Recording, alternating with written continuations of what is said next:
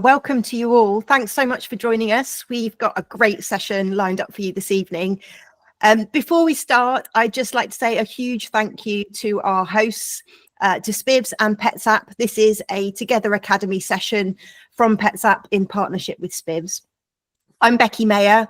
I'm the Managing Director of Inside Minds Consulting, which is a company that helps businesses, veterinary businesses, apply behavioural science principles to dial up the effectiveness in their communications. And I'm joined by a brilliant panel this evening who will each bring their own unique perspectives to this discussion. So first up, we've got Justin Phillips, vet practice marketing guru from Practice Made Perfect. We've got Vanessa Waite, Director of the Vet Station in Moseley and creator of some frankly awesome social content. If you haven't seen Vanessa's content, I urge you, go and have a look. And we've got Tom Jenkins, PetsApp co-founder and CEO and champion of local practices, as well as being expert in joined up online, offline client journeys. So moving on to our topic for this evening, we often think of the consultation as being that kind of centerpiece of the client experience. If we're being really honest, though, the emotional journey for clients starts way before that consultation is even thought about, and it ends way after any of the clinical work is done. So today's panel discussion is about all of those key moments that line up along that journey, which impacts how the client feels. And you know, even if we don't notice it, even if they don't notice it, actually has a real impact on how they're feeling and what their experience is like overall. So we're going to be looking at some of the digital touch points and the human touch points and how they can combine to sort of create a feeling of trust, good adherence. Obviously, we want to dial up that good behavior in our clients, but also loyalty to the business as well. So we're going to be breaking that client journey down into 4 stages. And at each stage, we'll look at how those high tech and high touch touch points experiences can create clarity, reduce friction, and build much stronger emotional connections. So before we get into that detail, though, I would like to hear from you. I'd like to run a poll. I'm hoping Naomi will be there ready to let it run live. What I'd like you to do is just have a look at these 4 stages of the client journey, which we're going to be looking at as we run through this evening. And what I'd like to know is whether or not you, which of those points you wish your practice would focus on more. So if you haven't found it, that's where you find it. Go down to the little grid of 9 dots and you should be able to see that poll there. And let's have a look at what you think. So we've got that first step, which is kind of before the client actually picks up the phone to book an appointment, where they're just kind of having those first touch points with you, you know, whether it be your website or your social media. They're just getting aware of your practice. Then we've got the appointment scheduling moment. You try saying that. We've got consultation and treatment, so the actual moment when they're in the clinic, and the post-consultation follow-up phase, or maybe just none of them because you're completely perfect as you are, which would be amazing. I've realised you have to choose your option and then you have to scroll to the bottom and click vote. Thank you, Justin. This is a learning curve, so we're getting there. So I can see some votes coming in. It looks like at the moment we've got a kind of almost a joint first place. We've got the initial contact and awareness stage as our front runner by a hair's whisker. A hair's whisker? You know what I mean. And I don't know what the real one is, but use that. And then post consultation and follow up is the sort of runner up. So that's interesting because, you know, the appointment scheduling moment and the consultation are the kind of interactions that we perhaps do put more attention on. So it's interesting to see that that you guys would like to see more of focus outside of that. So we can definitely dig into that tonight. Okay, so I'm going to move on then and have a look at that stage 1, that initial contact before the client's picked up the phone to book an appointment or gone online to book an appointment. And, you know, for me, when I think about this stage, I think about the importance of first impressions because they happen so fast. Like we make snap judgments in seconds, sometimes in milliseconds, and you know what, they're really sticky once they're there. So once a client has made a judgment about practice or the services that you provide, it's really difficult to reverse back from that. So things like online reviews, how easy your website is to navigate, whether the photos on your website show a friendly team, all of those things will shape those emotional responses. So, Justin, from your perspective, when you think about that initial phase, can I just check in with you? What do you feel helps practices really stand out online? Okay, so for me, and I think it's interesting, the poll came out that this is an area people want to focus on. I think my experience at the moment is that at the moment there's more capacity than there is ringing phones and pet owners. And so there is very much a focus across the country in terms of driving footfall in and new client acquisition. But that digital client journey for me starts before they get to your website. And it's around what I want to see on a practice is their Google business profile. That's the free listing that Google give every business in the country. I want to see that fully optimized. I want to see no stone left unturned, filling that with content. I want to see great quality pictures of the team that are going to be treating my pet, and I want to see the facilities and the place my pet is going to be cared for.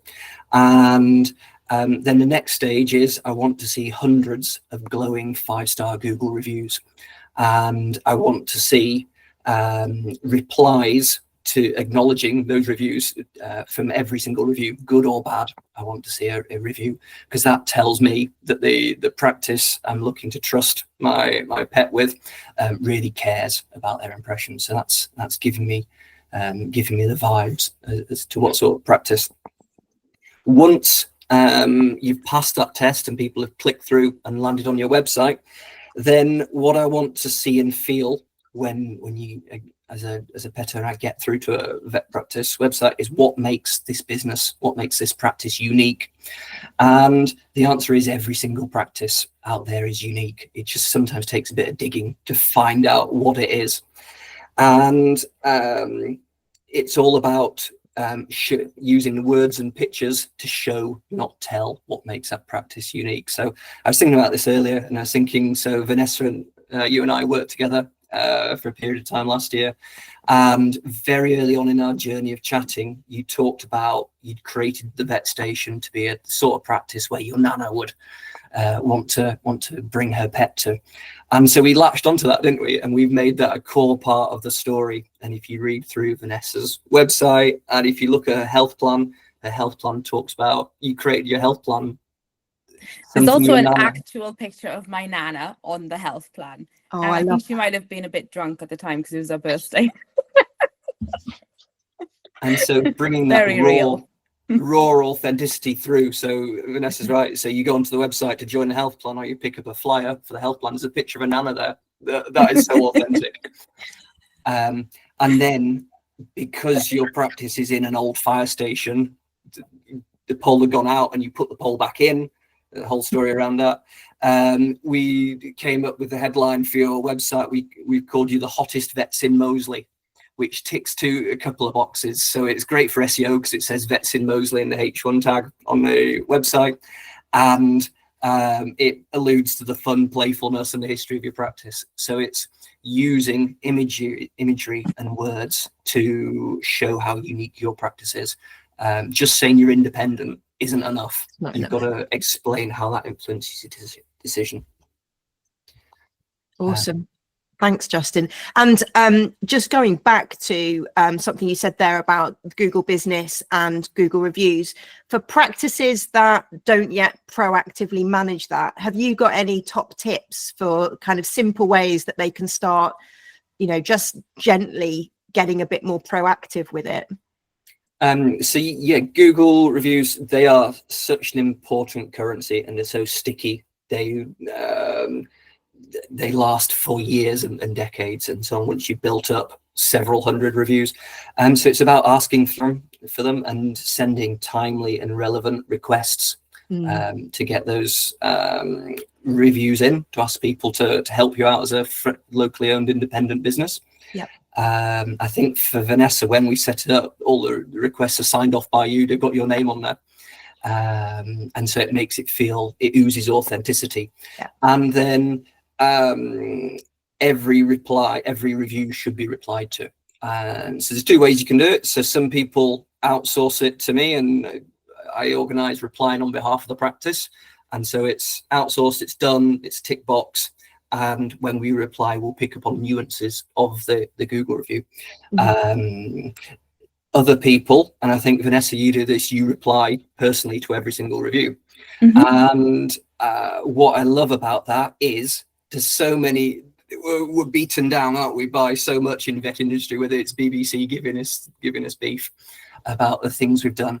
Actually, it's really important to read the torrent of love that comes from our clients that choose you to care for your pet. So I think it's good for mental health to read those reviews and share them with the team.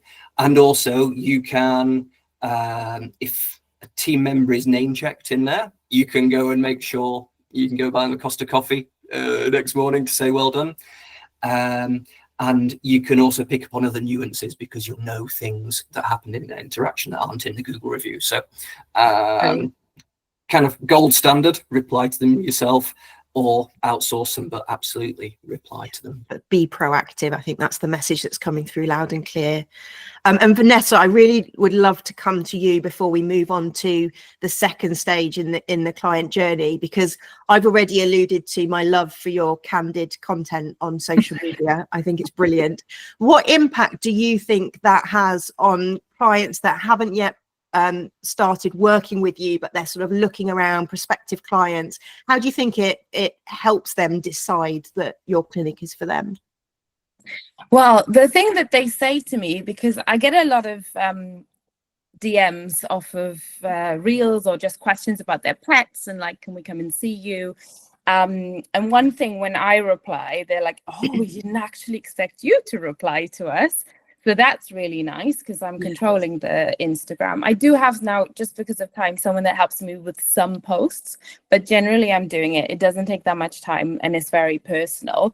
And then a lot of stuff that I hear is that they like to see the real clinic. So we post really authentic stuff, like it's happening at the time. I'm kind of no holds bars. I don't put anything really disgusting, although my version of really disgusting is way down the line.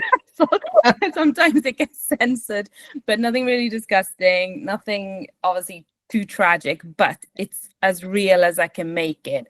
And they feel like they're inside the clinic with us. They feel like they know me. They feel like they know, like Kate on reception. They know the nurses, the ones that don't run away from the camera. But that makes them feel more comfortable, because otherwise they're walking for the first time into a clinic. They might be worried, people, obviously they're so worried about their pets. And then they're walking into a bunch of strangers and they don't know what to expect. They are anxious. They're a little on edge. And anything that you can do to make them feel more comfortable is just going to help everyone's relationship. Like, it's going to make them more calm and easier to communicate with you. You're going to be able to guide them better. And also, like, who hasn't seen that anxious pet that's feeding off the energy of the owner, and then you can't get near it and everything spirals. So even, just down to helping the pet be relaxed, that works as well. Yeah, it's brilliant. I mean, the thing that sings out loud and clear to me when I look at your channels is the kind of the humans behind the practice. You really do get a sense of seeing everybody as real people, which has got to help break down some of those barriers. It's brilliant. Awesome. Let's move on to our second stage in the client journey, which is this point at which they're booking an appointment. So, of course, they could be doing it on the phone, they could be doing it online, but I think one of the themes that comes out here for me is that often it's a hidden source of friction. Even when we've got clients who are motivated enough to go, right, I want to book an appointment, we might still lose them if there are barriers, or like things are tricky online to book, or the form's confusing to register, there's a long hold time on the phone, and so on. There are barriers that can get in the way where we lose them. So Tom, I'm going to come to you first here, if that's okay. Now, when I look back historically and think about booking systems of old, they tended to be built like practice first. They're built around what works for the practice team and for the processes that we've got in play, rather than for what the client wants or what's easy for clients. Now, obviously, we've moved on a lot, and many practices have really nice client-focused registration and appointment booking systems now. But I think it's fair to say that in lots of cases, there's still quite a lot we can do. What strategies or tools have you seen improve that process of registration and booking most? I think you're right. There are really two ways to think about this. The first one I would say is this journey of concordance to adherence of everything that you've talked about so far. And Justin, Vanessa, you gave really good ideas on this. How do you persuade an owner that you are going to be the right care team for their particular pet? And then what you're asking me about here, Becki, is once they agree with that, how do we allow them to act? And I think that's where sometimes the friction comes in. And you got to think about the decision that they're making when assessing your value proposition is going to be composed of a few different components. It's going to be around the overall value, which is composed of the effort they're going to have to put in, the price they're going to have to pay, and the quality they're going to receive. And if you think, what can we do on this step? What can we do on this step? We can communicate quality. That's everything that you just talked about. And obviously it's going to be relative, and you're going to be the right veterinary team for some people. And then how can you make it convenient? That's the other thing you can touch on. And it's about making it convenient for both you and your team. I don't think we need to create a false dichotomy of it works for the veterinary team, so it doesn't work for the pet owner, or it works for the pet owner, so it doesn't work for the veterinary team. How do you really relentlessly seek alignment there? And I think there's a few things you can do. One, online booking is becoming table stakes. We've got, and I really have to say this, it's going to soon be the point where you just don't have a choice if you want to not overburden your team. And the reason I say that is we're getting this massive wave of consumer adoption of AI and AI agents and AI tools. And so it's going to become trivially easy for a pet owner to say, call the nearest 5 veterinary practices for me and see who has availability at what price for the vaccine I need for my pet. And that means there's going to be 5 times as many pet owner calls for only 1 times the business. The same amount of business is going to be done, the same amount of helping your pets is going to be done, but there's going to be 5 times the call volume. And if your systems aren't set up to handle that, then you're going to be in big trouble. That AI doesn't want to talk to your veterinary receptionist. It wants to talk to your systems. And so putting in integrated appointment booking is the first step on the road to preparing for this next wave of technological adoption that is not going to be driven by us, the veterinary teams, the veterinary professionals. It's going to be driven by other people just like us who are our customers, right? So I think get integrated appointment booking up and running in your practice.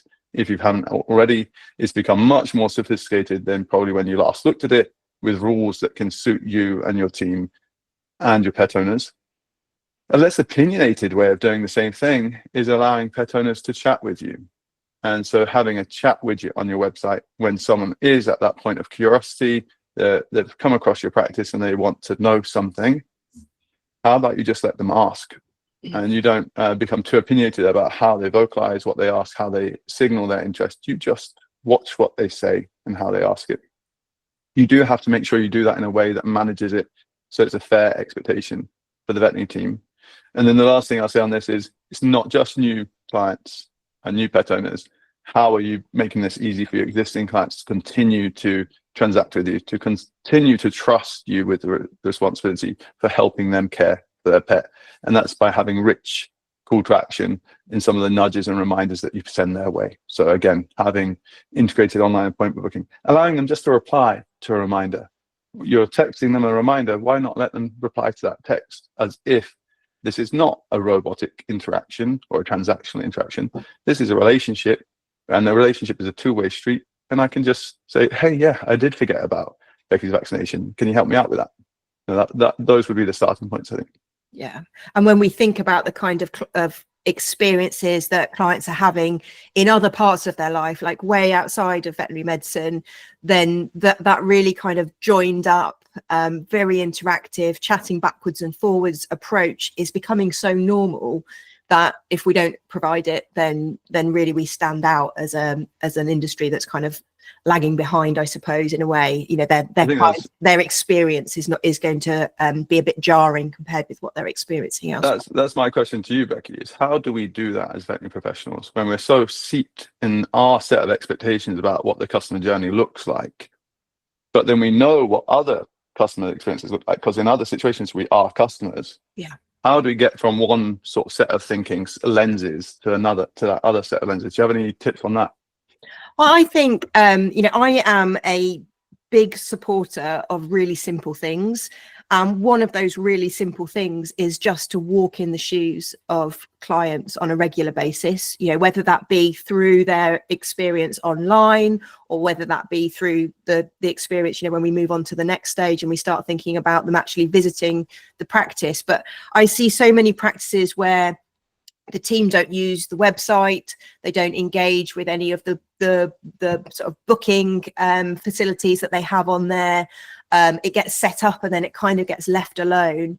And similarly, when we look at the experience within the clinic, you know, the team maybe go in through the back door, they don't even walk through the door that the clients are going through. So it's not possible in that world for us to really get a feel for how things do feel to the client, you know, what does jar, what is feeling nice, and what can we do to improve it. So I think, you know, I would just say once a month without fail, put a bit of time aside, go online, register a new pet, book an appointment, make sure your own pets are set up to receive the kind of communication that you're sending out to clients and their pets, and walk through the door, walk in their shoes. That would be the big thing. It's a simple thing to do that I think makes a massive difference. Excellent. Just to add to what Becki said, the phrase I hear often used most when I ask people about their online booking system or reminder system, they say, "Oh, it's great. We set it up 6 years ago and I've never had to touch it since." And if I had hair, it would make it stand on end, because things have moved on and things have broken and things have evolved. And as Becki says, you view the practice or go through the process through the eyes of a pet owner, you can always make it better. There's always things by iteration and just fresh eyes, different mindset, different context. So if you haven't looked at these tools since you set them up 6 years ago, there are so many wins out there that you can take. I agree, and a lot of the changes you can make are actually really small and you can do them instantly. So it doesn't mean like giant gargantuan changes all of the time to improve your client experience. Okay, so I'm conscious of time, so let's move on and have a look at our third stage, which is the clinic visit.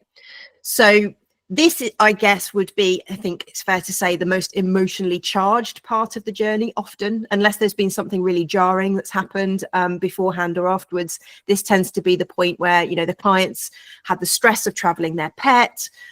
They've been trying to find a parking space. They might be juggling their kids or work at the same time as they're trying to come in for their appointment.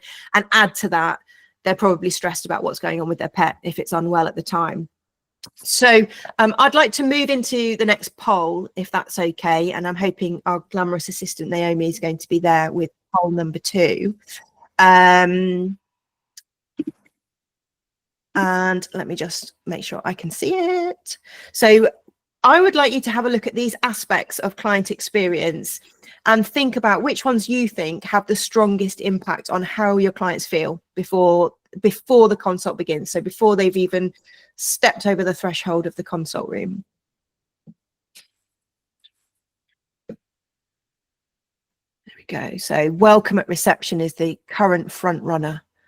We've also got the appearance of the car park, cleanliness or scent in the waiting area, noise levels or other pets in the space. So if you're able to see those, please do cast your vote. It's down in the meeting tools in the corner.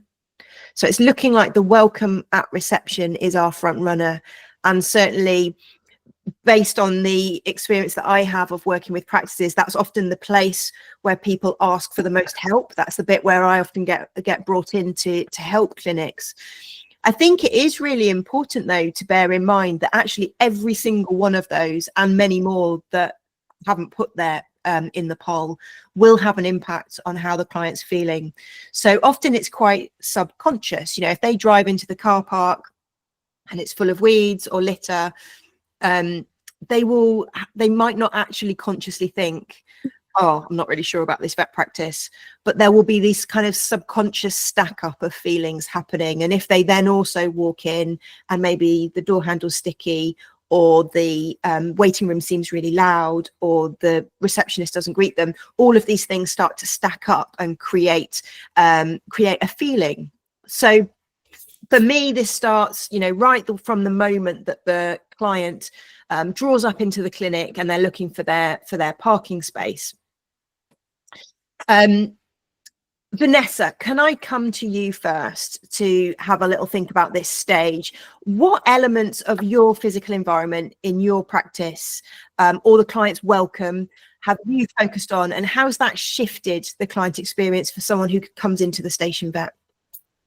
So we've got a few things. One of the things that we do is, so someone that's bringing a dog, for example, we encourage them to have a little walk around outside before they come in, because we know that stressed dogs, you can't, you know, that's as soon as the dog is stressed, the client is stressed. And to get a dog to a vet clinic is often already gone through a stressful routine because it's gone in the car, it's gone somewhere different. So a little sniffy walk before they come in. Then before they even get through the doors, the dog, I'm going to focus on dogs, sorry, because, you know, cats are just in the box, we don't know what they're doing. But the dog's greeted by a treat station right at the front door. So they, it's before they even step off the threshold, there's selection, 3 different kinds of treats that they can pick out, and some water balls there that they can offer to the dog before they come in. And that, we all know, giving a treat, receiving a treat calms you the hell down. So snacks for everyone. And then we've just got the really basic things, like everyone in my practice, we have just a really, really friendly atmosphere. And I do think that is something as basic and as simple as that will make all of the difference. So whoever's on reception has a big old smile on their face. They're kind, they're courteous, and they see what the client needs. One of my rules is that there's no rules. So what I mean by that is, if you need to do a consultation standing on your head in the car park, you do the consultation standing on your head in the car park. Whatever the client wants. If the client says to you, I really wish you didn't have a red scrub top on, Vanessa, that scares my pet, I'll go and put a yellow one on and come out and greet them.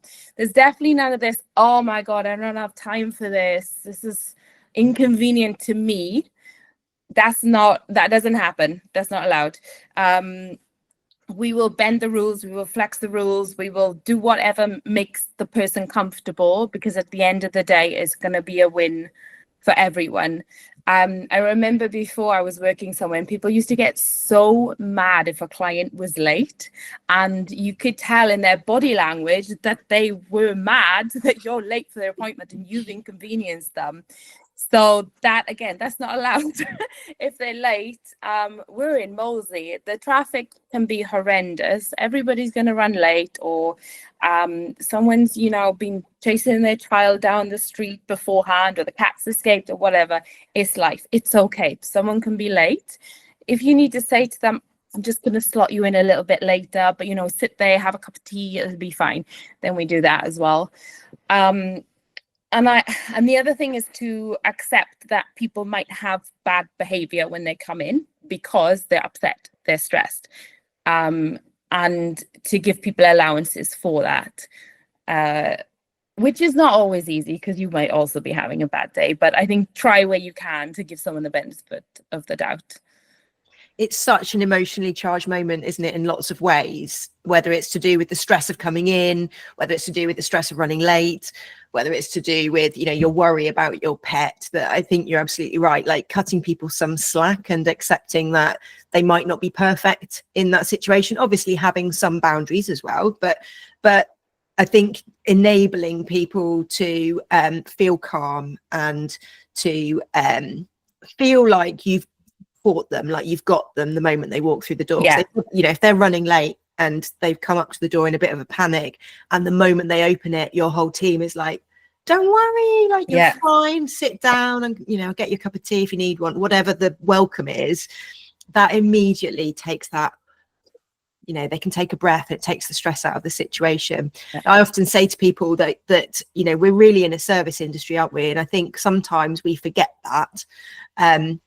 And veterinary medicine is just kind of the product that we sell, but really it's all wrapped up within this service industry, and we've got to get those bits right before we are going to be doing a good job. You know, it can be as clinically good as we like, but if the client's not feeling looked after, then we've lost them. So I love everything you're doing there, Vanessa.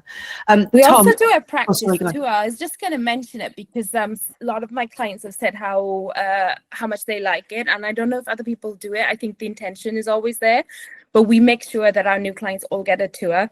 And the reason I mention it is because when they need to leave their pet with you, it makes the world of difference if they already know where the pet's going to go and they've seen the team upstairs working. Yeah, absolutely. It just, instead of it being this big black box that you're taking their pet into, that they have no idea what goes on inside, all of a sudden they can picture it. They've seen the people, they've seen that it's, you know, seen what happens there. I think that's brilliant. Awesome. And Tom, if I can come to you before I move on to the next stage, when you're thinking about the sort of online offline experience, how can practices create some kind of continuity between what clients see or expect online and then what they experience when they walk in through the door? I think there's a few things there. One is I know Justin's a big advocate for this, is not using stock photos, and just make sure that they're genuine photos of the genuine place that they're going to be at. Another that is really powerful, and we talked about how can you set expectations that work for the veterinary team and work for the pet owner.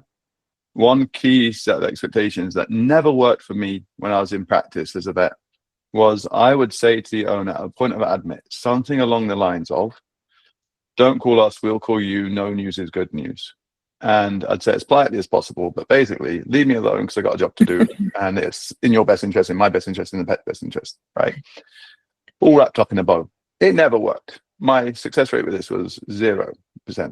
They would always call, and they would call me while I'm sort of getting ready for surgery, taking blood from a fractious cat, probably their fractious cat.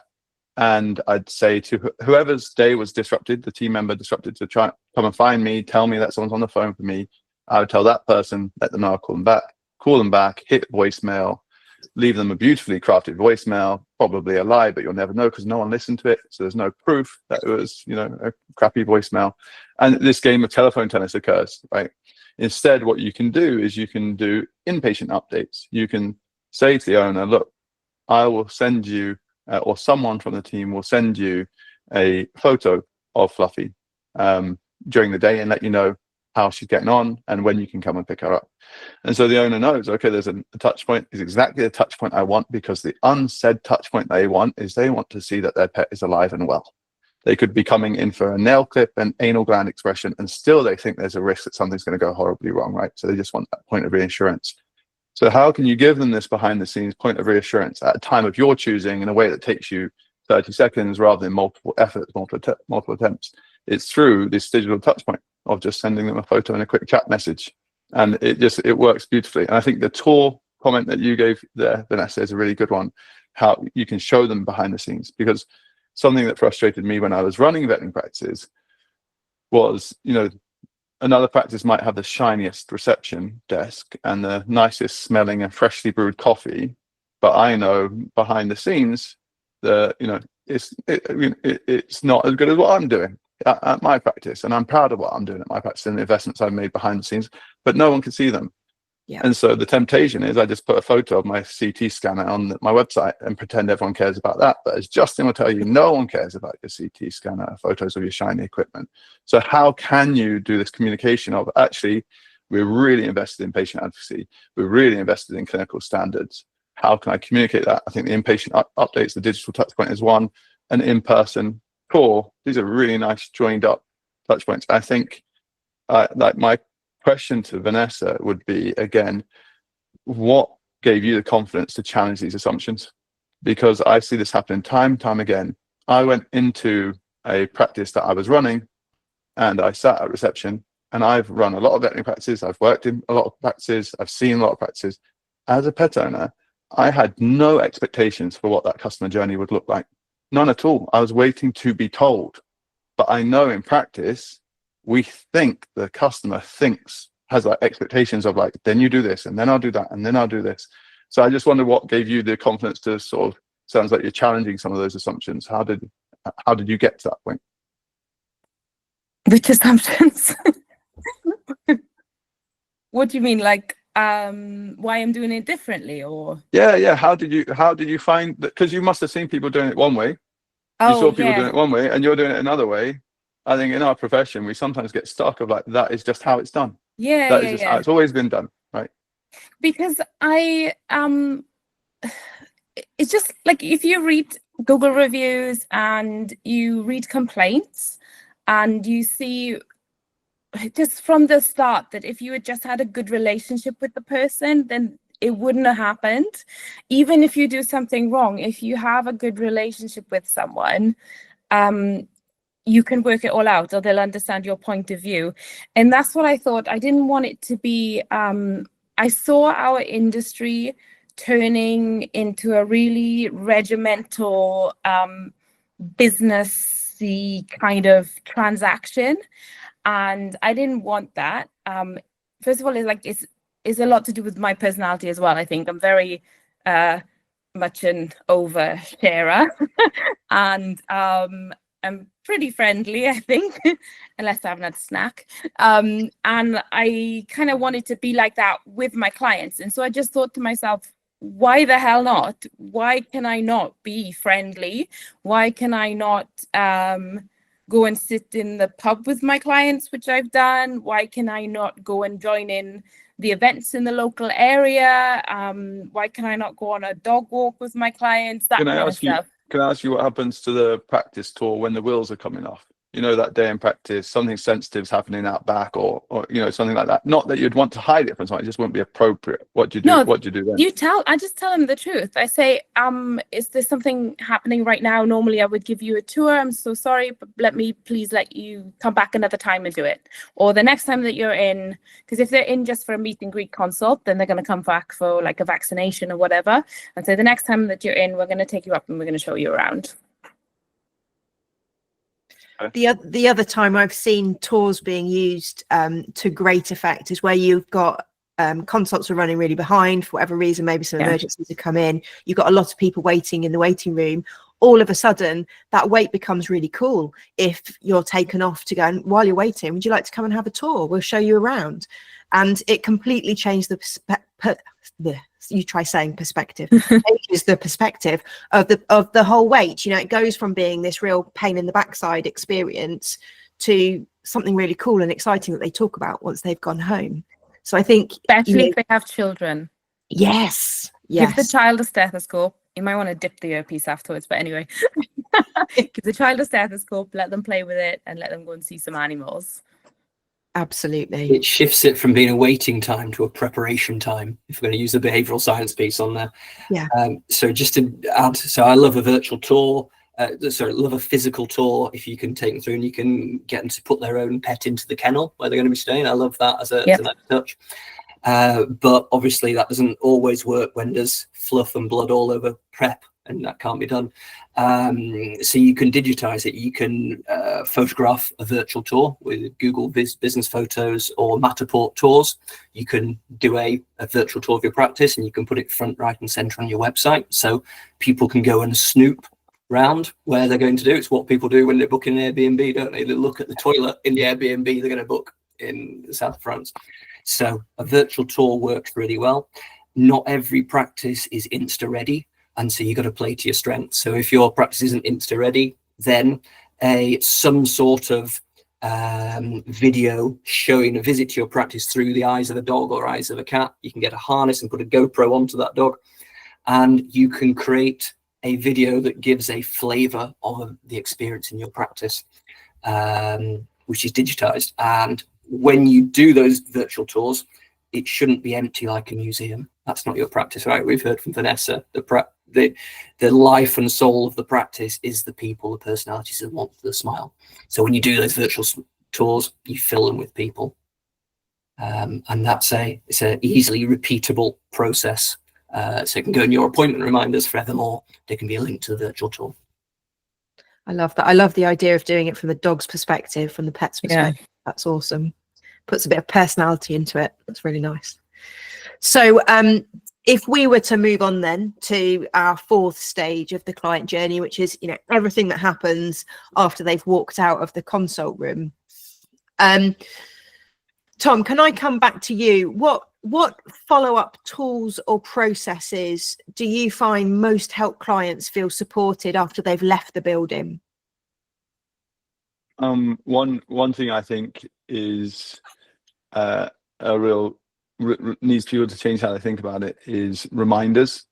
And so we're often thinking about reminders as a way to prompt consumption, but we can also think of those reminders as just nudges and follow-ups, including to promote Google reviews, which then create this cycle of improving discovery. A product that we've launched recently at PetSap is Scribe, and what that can do is create an automated summary of a consult that can be a pet owner friendly one that you can review and can be automatically sent to the pet owner. So again, this is also in line with some of the proposed CMA remedies, the draft remedies that they've got, that says there's going to be this onus on us to show that we've communicated options to pet owners. So how can we meet that expectation in a way that doesn't sort of crush us in terms of time and that sort of thing? So automating some of that.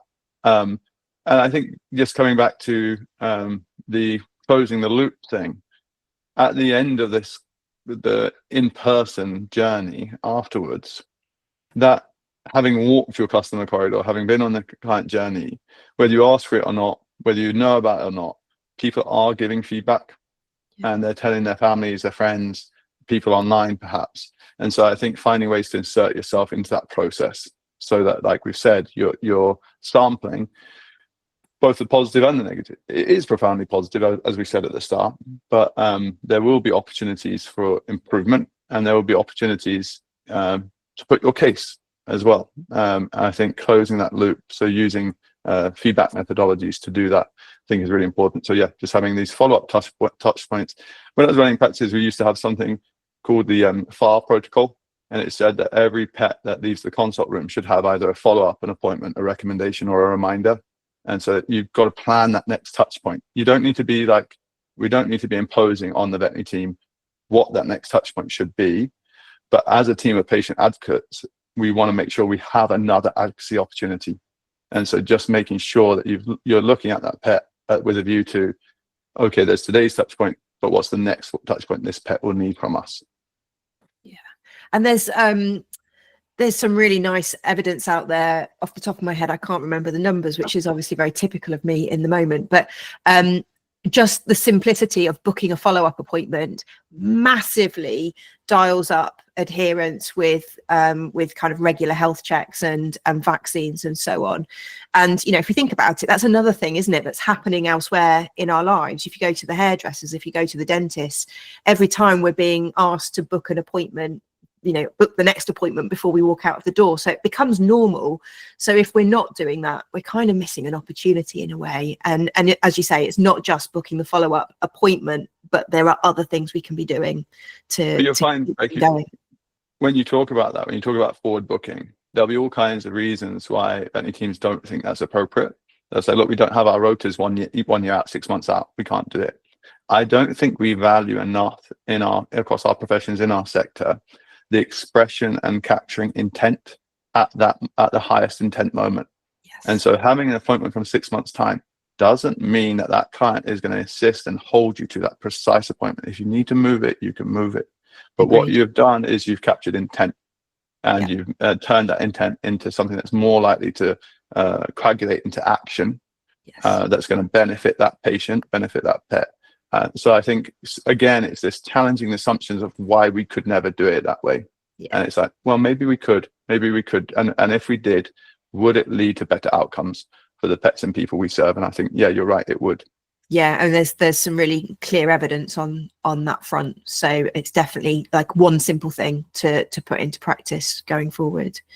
And Justin, just thinking about like how marketing plays a role in that kind of post consult period, how can we do more to reinforce trust and help build ongoing engagement after the patient's left the building? Okay, so for me, the best type of marketing is exceptional client care. If you wow the client and do a great job for the patient, they will keep coming back and they will tell their friends. And we know word of mouth is a main driver for why people choose a veterinary practice. And when I think about what the greatest leap in our industry is going to be for the next 10 years, it's not going to be a sharper scalpel. It's not going to be a CT scanner that does more slices. It's going to be a leap in customer experience, isn't it? And so this brings me to the thing I'm most excited about now, which we look at what Uber did to the taxi industry. So previously, you'd be going out on a night out, you'd phone a taxi, and they give you a time, and then you sit by the door waiting for this taxi to arrive. And then you'd be pacing around, it'd be 5 minutes past the time, and you'd phone the company just around the corner. And this was dead time, this was waiting time, anxious time, ready to go out. And then Uber came along and it gave us a map, and we could see exactly where the taxi was. So I knew I had time for a wee, or I knew I had time for another beer, or multiple beers, or what. It meant I was no longer waiting in suspense, animation for something. I could use that time. And for me, when I think of what that will be in veterinary, for me, it's the AI note takers that are coming thick and fast. There are multiple other note takers that are available, but I'm particularly excited by Scribe that Tom's developing with his super brain. Because if you've got Pets app, it's already baked into your consult room then and there. And so I love the fact it's listening to the call, it's transcribing for clinical notes, and you're going to be able to choose the kind of complexity of those notes. But where I see the leap in customer experience is it's going to give you notes that you can email to the client, because usually only 50% of the pet owner, 50% of the pet parents are in that consult with you, and they have to take that information you've conveyed to them, and they have to go home and play that back to their partner before they decide whether they're going to book in for the dental. Actually, if we're following up every consult with concise, friendly notes in the tone of your practice that summarize that consult, that is going to have a stratospheric, that just adds so much value to the consultation, doesn't it? And that's going to make such a leap in the amount of recommendations that are then booked in. I'm so excited for that. And so that, yeah, that's the thing for me. It's going to change our industry. And just as excited as you are about that, Justin, I think it's not just the pet owner experience that improves, or the pet experience, it's the team's experience as well. Because the number of calls you get towards the end of the day that says, what did Tom say about this? How many did he say to give her that? Yeah. And if I've got that sent to me automatically, it's obviously better for the vet or the nurse doing the consult, but also for the reception team and whoever is in reception at that moment. In terms of a pet owner, the veterinary receptionist's attention can now be on that pet owner. So again, you can see, like, that's what I love about doing the creative problem solving in the veterinary world, is you can create so many of these virtuous loops rather than like sort of downward spirals. You've got that opportunity. I think this is just another example of that, Justin. I think you speak to it very well. Yeah, completely. And that AI note taking, like in the consult room, obviously has the benefits that you've both just described, like after the patient's left the building, but also whilst they're stood in the consult. For me, that kind of frees up the space to be focused on the client, on the patient, not to be worrying about trying to capture details in notes. But also it means that we have to then vocalize what we're doing and talk clients through it as we're going, because then it can all be captured in the notes, which also dials up the client experience. So it's brilliant on both levels as far as I'm concerned. I'm going to be moving on in a moment to take us into the Q&A session. So whilst we're talking through the next question, if you guys have got any questions you would like to put to the panel, please put them in the chat and we will come to you very, very shortly. Whilst you're typing, I'm sure there's lots of good questions that are going to be coming in to ask this awesome panel that we have in front of us tonight. But whilst that's happening, Vanessa, can I just come to you and think about the community aspect of what you've achieved at the Station Vets, and how can clinics kind of extend that sense of community and belonging after the clients left the building? We do things like the touch points that these guys were talking about. So once they've left the building, we have automated text messages come up. Every procedure gets a phone call afterwards. And that's just that, I think that's pretty standard, and that's just showing them, actually, we do care about you. The text message goes out at 9 a.m. because I don't know what time the nurses are going to get around to calling them to say, how's your pet? And it's really important to me the tone in which everything is written.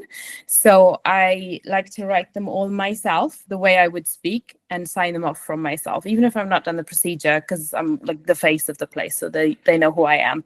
And it's really casual. And if anyone ever gets into my marketing and writes something professional, it's not passed, it's not allowed to go out. So that's the first step for me, is like, what I like to say is removing the barrier. I'm not your, I am doctor when I need to be and when I need to do things, but I need you to feel comfortable to communicate with me. So you need to be, And then the other thing we do is we literally just go out and about in the community. I've somehow managed to get my face on a few billboards around the place, and that's just from being friends with other business owners. So, like we get our coffee from the same place and we send our clients up for coffee, and he's like, hey, stick your face up here. That's great. So they even see my face when they're having coffee. You cannot escape me. We go to local events. So just now we had Molesey Carnival, which is huge. It's the event of the year. And just from volunteering my services with the people that run it and just saying any projects that you've got, whatever you want some help from, we started by donating the prizes for the dog show, asking nothing in return, just being nice, donating stuff, to now they asked us to run the dog show. So now we run the dog show and we judge it. I haven't got a clue what we're doing, but nobody seems to notice. So it's fine. This year I snatched a mic and I got up on the stage and just yelled some, I don't know what I was saying, but it was really fun. And again, we're just being real. So we're just getting involved, getting around. We go to schools, all the regular things. We do dog walks in the community. So that's a really good one. That was Justin's idea. It was really good. Wednesday walkies. Yeah. So what I found from that, people were coming up and asking me little vet questions because they were scared to have to pay a consultation. And you don't do yourself out of business because they end up coming to you anyway. And they're like, oh, how nice. She took her time and give me this free advice. She genuinely cares. It's trust building, isn't it? Yeah. And actually, everything you've been describing there is like gold dust. So for anyone listening who's not doing those things, take notes. It also leads us quite nicely into the first question that's come in here, which is, thinking about that community building stuff that you've just been talking about, Vanessa. Have you got any hacks or advice on where to focus for people who are really short on time, like teams that are really struggling time-wise, where they can connect with their local community without investing tons and tons of time? Are there any kind of quick wins that you can suggest as a starting point? So my first moves were key opinion leaders, but I can't stress enough that you go in without an agenda. So don't go in and say, I'm from the vet station, can I put some flyers in your window or whatever? Just go in and have a chat. I find it easy to chat and it's difficult for some people, but just go in with a genuine interest, like, oh, what do you sell in your pet shop? That's lovely. And slowly start sending some people over to them. Like, I purposely don't sell dog food because right across the road is a pet shop, and I send my clients over there. So I don't want to be his competitor. I want to be his friend, because I will get way more from him sending clients to me than a couple of bags of dog food. So that kind of thing. The coffee shop, like we go in every morning before. Everyone wants a coffee before they start work, right? Not just me. So we go. Yeah, and I don't have to go to the same one every time. They think I'm only going there, but I go to multiple coffee shops, and I go in every morning. Good morning, hey, how are you? I make sure I've got my uniform on. So again, I'm not going in and saying, here's my leaflet, but they can see who I am. They can see where I came from, and literally just 5 minutes of your time, being friendly, getting a coffee, and they already then have the impression from you that you're a lovely person, trustworthy, and then you slowly build your reputation that way. Make sure you buy your food locally. Little things that you would be doing anyway, do it in the local area. Yeah, absolutely. And just in case anyone wasn't sure what you meant by key opinion leaders, thinking things like groomers, pet shops, so the people who are basically influencing the prospective clients that would want to come in and see you. So yeah, I think, and that's a really nice quick win, isn't it? You can drop leaflets off and start those relationships on a quick chat. Doesn't have to take loads of time. Love it. And social media, I can't say it enough. Don't be shy. You don't have to look amazing. Like, I will post anything. I had blood on my face once, and my hair was like all stuck down. Nobody cares. Just a little quick message. Oh, I've had a bad day. Like, they like to see it. And that's so easy and quick to do. And you don't even need to leave the building. They'll see it. Yeah, absolutely. On the premise of the question, Becki, is as the team is time short. So are they sure that connecting with the local community is the highest priority thing? Like, why are they trying to do that? Yeah. It's just not that it's obviously, it sounds like an intrinsically positive thing to do, but maybe it's not the bottleneck or the constraint that they should address first. Yeah, I think that's a really fair point, Tom. Yeah, absolutely. See if you can get some time back for the team through other means. Look at the processes, look at the way that things are set up within the clinic. 100%. So the next question we've got come up here is about thinking about the sensory perspective. What other elements outside of making things look appealing should we consider? I don't know if you guys, if there's anyone here who wants to take that, I'm happy to take that one. If not, I've been reading ahead, so I've got a quick answer prepared. So when you're taking your client around the tour, point out the Fellaway or adaptable diffusers, explain what they do. It shows attention to detail, and if we are thinking about how we control pheromones in the process, that says a lot about how much we care. When you go through to the catering kennel, show them the soft, luxurious vet bed that the pet stays on. It's not newspaper. Poppy Gabriella doesn't sleep on newspaper at home. When she's going in for a hysterectomy, she's not going to sleep on newspaper. So little attention to detail makes a difference. I always try and photograph the team and put photos of the team on the wall. Just sounds genuine. We don't use models in our marketing. This is so-and-so with their family and their pets. It feels authentic.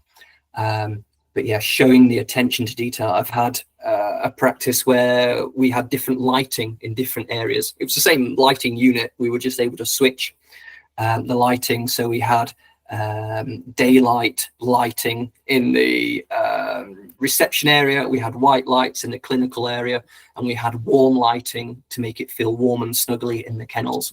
And no one will notice that unless you point it out, but when you point it out, you get that wow, you see the pupils dilate, and that speaks volumes about what you do. Love that.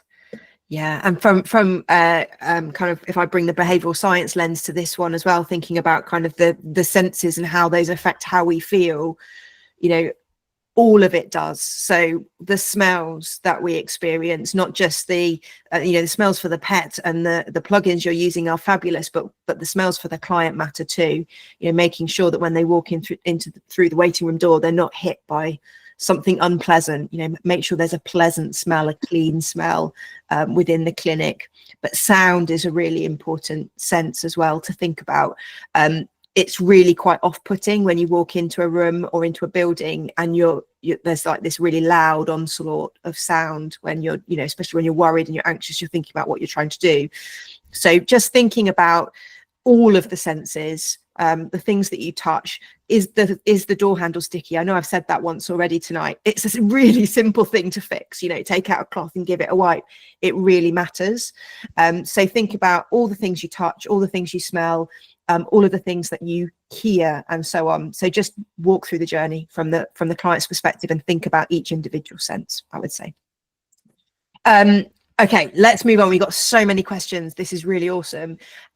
Justin, this might be one for you, perhaps, because you've got a lot of experience of different clinics with different budgets, trying to kind of increase their curb appeal.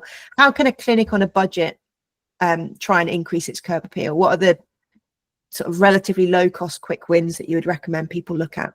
Okay, first thing is to view your practice through the eyes of a pet owner. I think you said it earlier, Becki, that all too often you've been to the same, because you work there, you've been there hundreds of times, you drive, often the team park in the best parking space right outside the front door, which should be actually reserved for clients.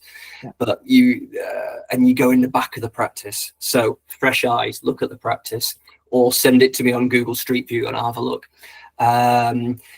Often it's as making sure you've got clear, clean signage that screams vets. We are blessed with the 4-letter word that says what we do. You know, if you're Hayes and Partners, I don't know whether that's an accountancy practice, solicitors, or whatever.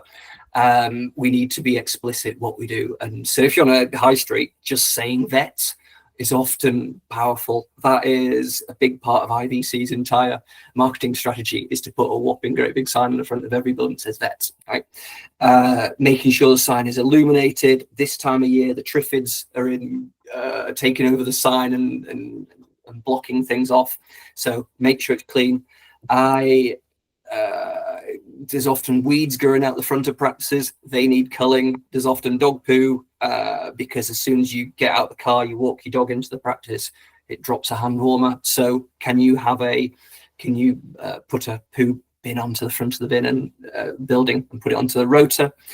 I have in the past have chemically clean buildings like sandblasting, but without the mess. So I had a building, it had years and years of Lancastrian soot on it. So we chemically cleaned it for £2,000 and it popped and it was beautiful again. So fresh eyes. And the other thing, I've got a blog about signage on my website, but making sure the signage shows a client the entire size of the building. So often I see a tiny little sign that just above the door. Actually, if you have that whole parade of shops, we want a sign that runs the full length of it to show the size and scale and quality of the building. Yeah. Can I just say, Justin actually did this with my practice. We were very much on a budget, and we have a listed building, so there's not that much we can do. And I don't think we spent more than a few £100s, did we, Justin? We had a massive poster holder put out the front, designed a poster, stuck it in there, pennies, and then one of those swing signs. What's the technical name for those? Swinger. Anyway, swinger. You giggled every time I said swinger. Such a child, I know.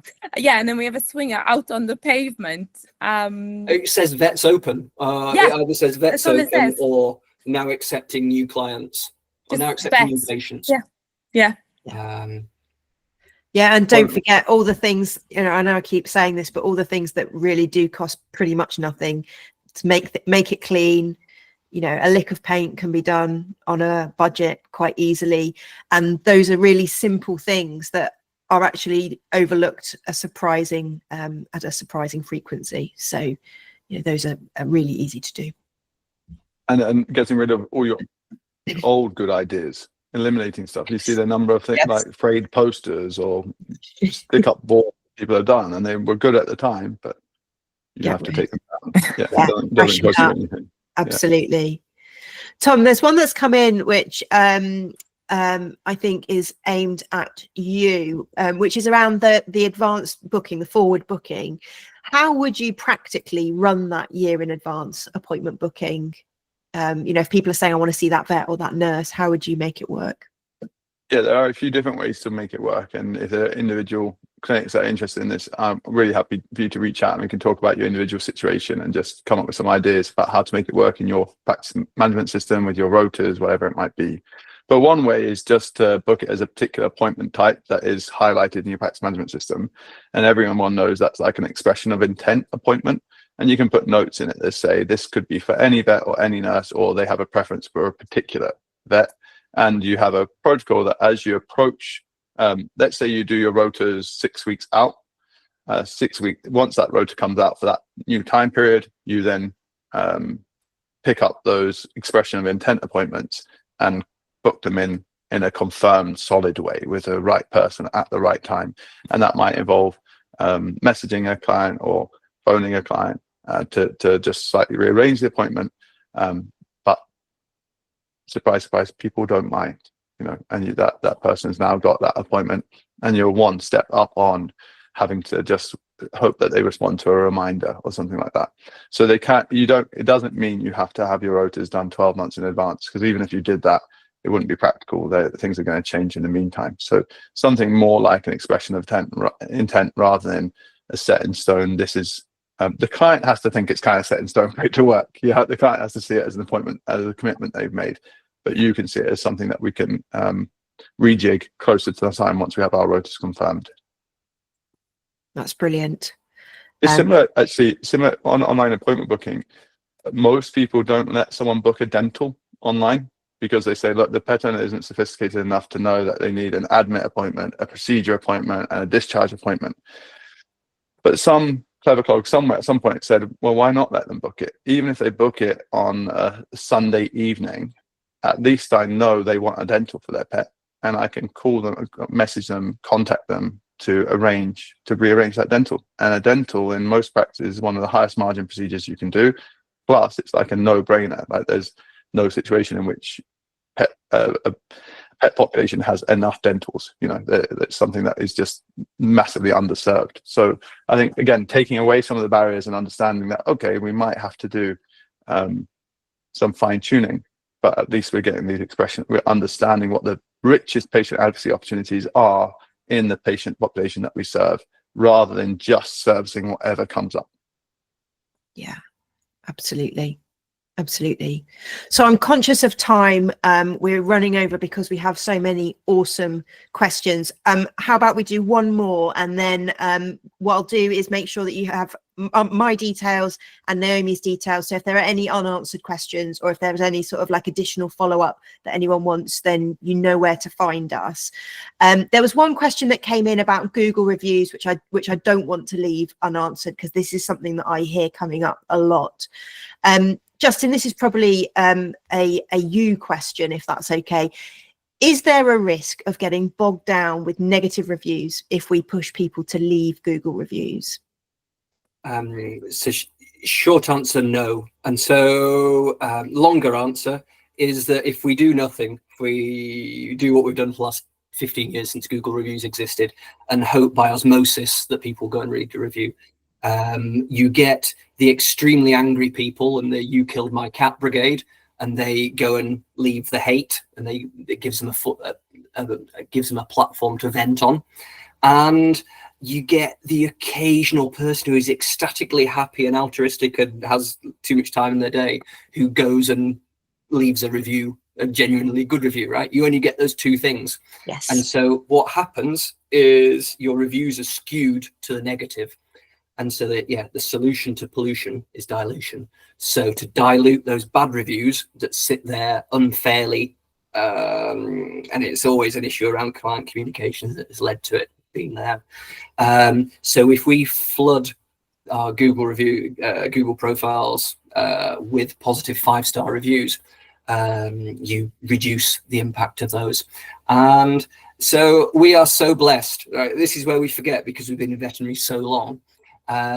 We forget how much our clients love what we do, right? If we were in telecoms or mobile phone companies, water companies, gas companies, they just get hammered all day every day because they're completely impersonal, multinational faceless organizations. The local independent vet clinic fronted by Vanessa or all the people on this call, there is so much love. People choose to take a family member there for care. They absolutely love what they do. They vote with their feet every time they come in. And so ask every single one of them to leave you a Google review. You will dilute the haters, and you will build. Reply to every single one. It shows you care. It's going to encourage more people to reply. And it'll set your clinic up for years and years to come. Yeah, proactive management of it's definitely the way forward, isn't it?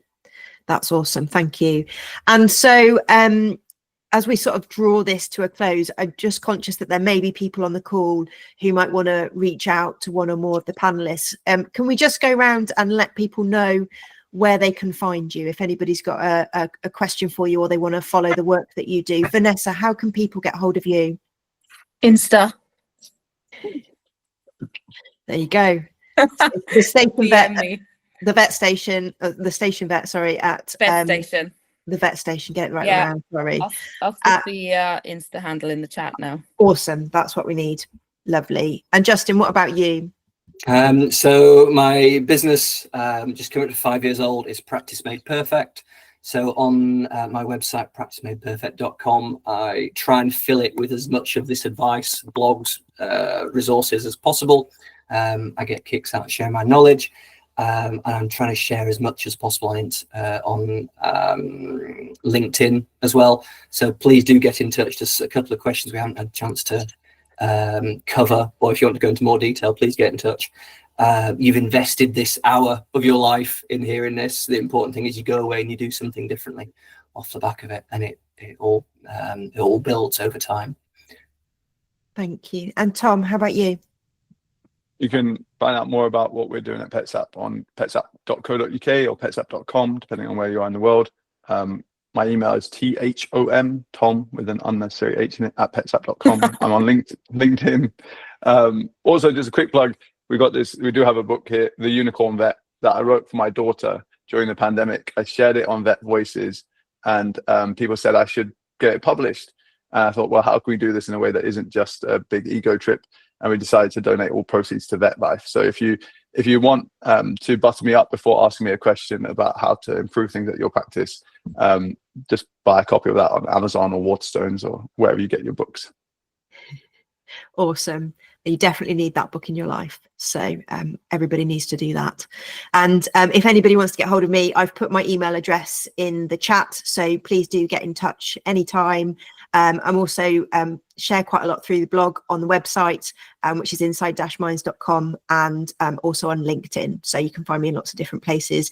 But if there's one takeaway that I really hope you take from this session tonight, is that improving your client experience doesn't mean like wholesale ripping everything up, throwing it out and starting again. Doesn't mean massive change. It's all about those tiny tweaks that can have really big impacts on how it feels to the client as they walk in through the door. So thanks very much for joining us this evening. And if you've got any remaining questions, please do pop them through and we'll answer them for you after tonight. Thank you. Bye.